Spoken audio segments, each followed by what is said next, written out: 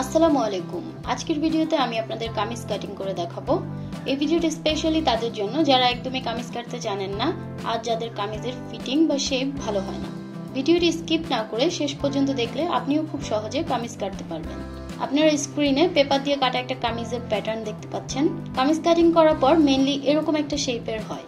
এটা ওপেন করার পর আপনারা দেখতে পাচ্ছেন উপরে ব্লু পার্টটা হলো কামিজের ফ্রন্ট পার্ট আর ইয়েলোটা হলো ব্যাক পার্ট। আমি কামিজের জন্য 2.5 হাত পানার এই কাপড়টা নিচ্ছি। এখানে 2.5 গজ কাপড় আছে। আপনাদের জামার লম্বা 40 ইঞ্চির কম হলে 2.25 গজ নিলেও হয়ে যাবে। 2 হাত পানার কাপড় হলে 3.25 থেকে 3.5 গজ, আর 3 থেকে 3.5 হাত পানার কাপড় হলে 1.25 থেকে 2 গজ কাপড় হলে 3/4 হাতার কামিজ হয়ে যাবে। একটা কামিজ কাটার জন্য আমার যা যা মেজারমেন্ট লাগবে আপনারা স্ক্রিনে দেখতে পাচ্ছেন। কিভাবে পারফেক্টলি একটা কামিজের মেজারমেন্ট নেবেন তার ভিডিও আমার চ্যানেলে রয়েছে।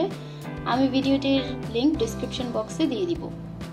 এই কাপড়টা এখন সোজা অবস্থায় আছে। আমি প্রথমে কাপড়টি খুলে উল্টো পাশে সমান করে ভাঁজ দিয়ে নিব।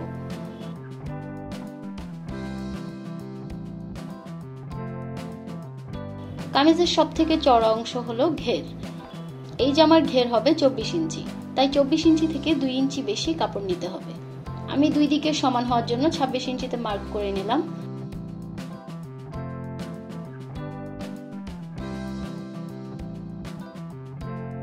তারপর এইভাবে ধরে বন্ধ অংশটিকে নিচের দিকে রেখে সমানভাবে ভাঁজ দিয়ে নিব। ভাঁজ দেওয়ার সময় অবশ্যই খেয়াল রাখতে হবে যাতে ভিতরে কোনো কাপড় ভাঁজ হয়ে না থাকে। আমি প্রথমেই নিচে সোজা করে একটা দাগ দিয়ে নিচ্ছি। আমার কামিজের লম্বা 43 ইঞ্চি। কামিজের লম্বার ক্ষেত্রে সবসময় 1.5 ইঞ্চি এক্সট্রা নিতে হবে সেলাই আর কাটার জন্য। অর্থাৎ আমি নিচ থেকে উপরের দিকে 44.5 ইঞ্চিতে মার্ক করে নিলাম। সমান করার জন্য এই পাশেও দাগ দিয়ে দুটো দাগকে মিলিয়ে দিচ্ছি।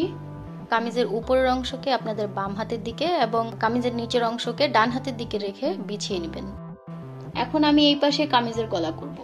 গোল গলা বা যে কোনো নর্মাল গলার জন্য গলার চওড়া 3 ইঞ্চিতে মার্ক করে নিলাম, আর নিচের দিকে পেছনের গলার লম্বার জন্য 2.5 ইঞ্চিতে দাগ দিয়ে নিলাম,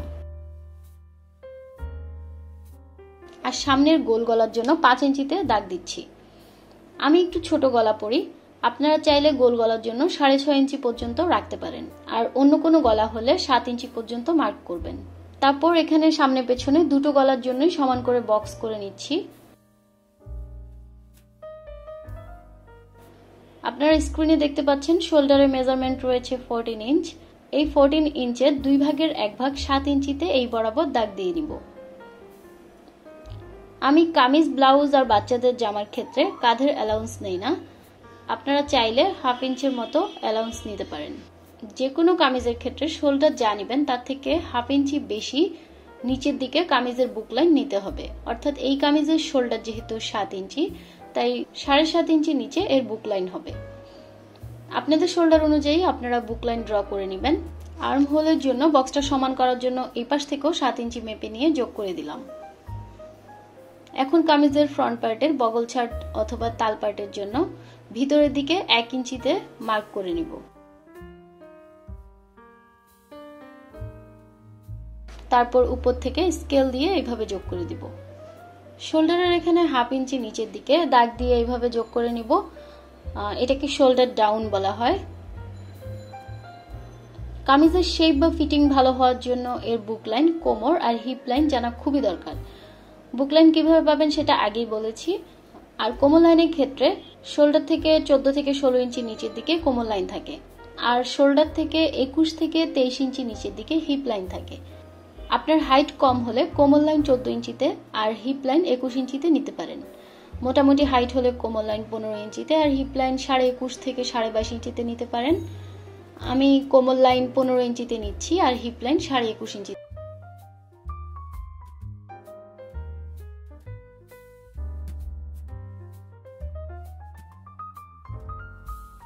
এখন আমি বুক, কোমর ও হিপ চওড়ার মাপগুলো তাদের লাইন বরাবর বসাবো।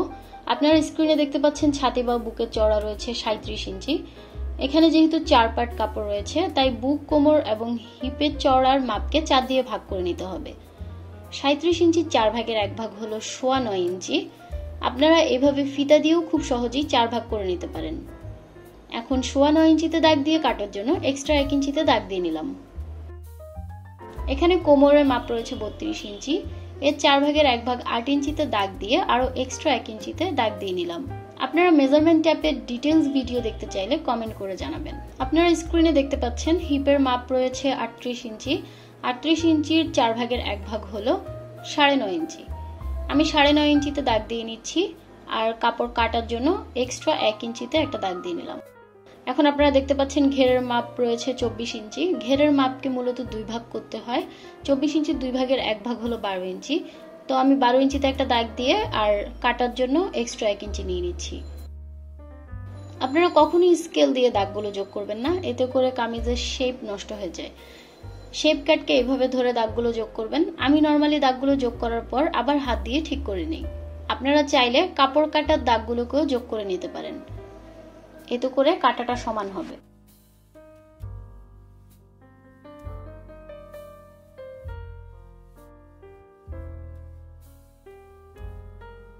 আমি দুটো গলায় দুইভাবে এঁকে দেখাচ্ছি। এইভাবে আপনারা হাত দিয়ে এঁকে নিলেও পারেন, অথবা এভাবে গলার কর্নার থেকে ফিতা ধরে 1 ইঞ্চি ভিতরে একটা দাগ দিয়ে নেবেন। তারপর গলাটাকে রাউন্ড করে সুন্দর করে এঁকে নেবেন।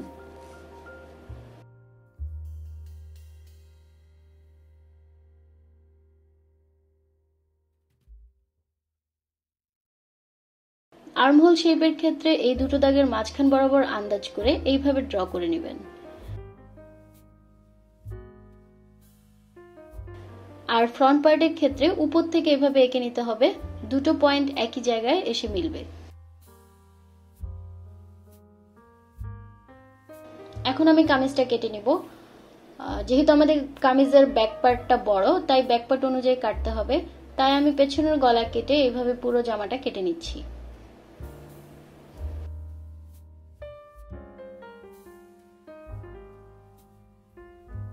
আপনাদেরকে একটা জিনিস দেখানো হয়নি, ঘেরের এই পাশে কামিজের 1/2 ইঞ্চি উপরের দিকে দাগ দিতে হবে, অথবা শেপ কাট দিয়েও দাগ দিয়ে নিতে পারেন।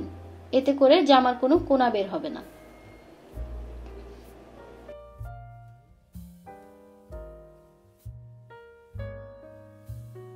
এরপর সেলাই সুবিধার জন্য হিপ লাইন, কোমর লাইন আর বুক লাইনে এইভাবে পয়েন্ট করে নিলাম।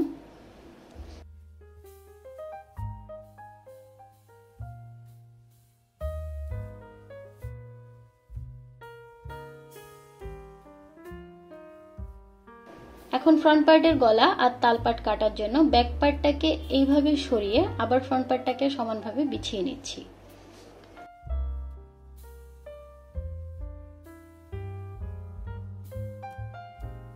ফ্রন্ট পার্টের গলা আর তাল পাট কেটে নিলাম।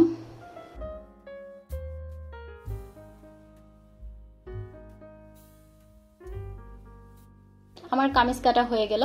এখন আমি আপনাদেরকে কামিজের হাতা কেটে দেখাবো। কামিজ কাটার পর সাইড থেকে এই কাপড়টুকু বের হয়েছে। চেষ্টা করবেন হাতা কখনোই আড়াআড়ি ভাবে না কাটতে। আমি আজকে হাতা লম্বালম্বি ভাবেই কাটবো। কাপড়টি এভাবে ভাঁজ দিয়ে চেক করে নেবেন যে নিচে কাপড় আছে কিনা। কাপড় কম হলে এই বরাবর জোড়া দিলেই হয়ে যাবে। আমার এখানে হাতার লম্বা আছে 15.5 ইঞ্চি, কিন্তু আমি হাতার লম্বা একটু বাড়িয়ে দিব। আপনাদের ক্ষেত্রে হাতার লম্বা যাই হোক না কেন তার সাথে এক্সট্রা 1.5 ইঞ্চি যোগ করতে হবে সেলাই এবং অ্যালাউন্সের জন্য। আমি হাতার লম্বা দিব 18 ইঞ্চি, তাই 19.5 ইঞ্চিতে মার্ক করে নিলাম। সমান হওয়ার জন্য আমি এই পাশেও দাগ দিয়ে নিলাম। হাতার সব থেকে ইম্পর্টেন্ট পার্ট হলো হাতার শেপ ড্র করা। হাতার শেপের জন্য উপর থেকে 2.5 থেকে 3.5 ইঞ্চি নিচে দাগ দিয়ে নেবেন। কাঁধ ছোট হলে কম আর বেশি হলে 3.5 ইঞ্চি পর্যন্ত নিতে পারেন। আমি 3 ইঞ্চি নিচে দাগ দিয়ে নিচ্ছি।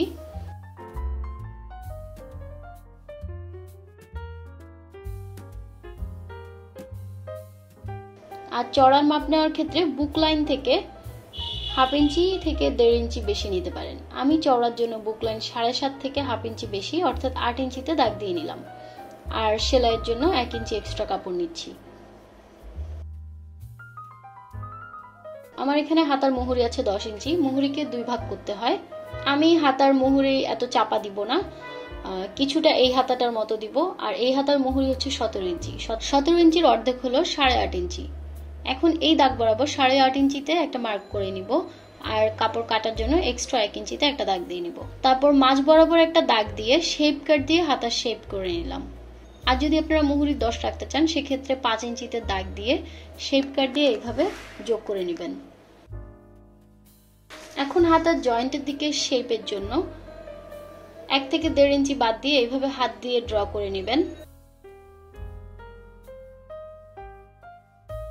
আর হাতার তালপাট কাটার জন্য 1 ইঞ্চি ভিতরের দিকে ডিপ করে এইভাবে দাগ দিয়ে নিতে হবে। ব্যাক পার্টের দাগ অনুযায়ী হাতা কেটে নিব।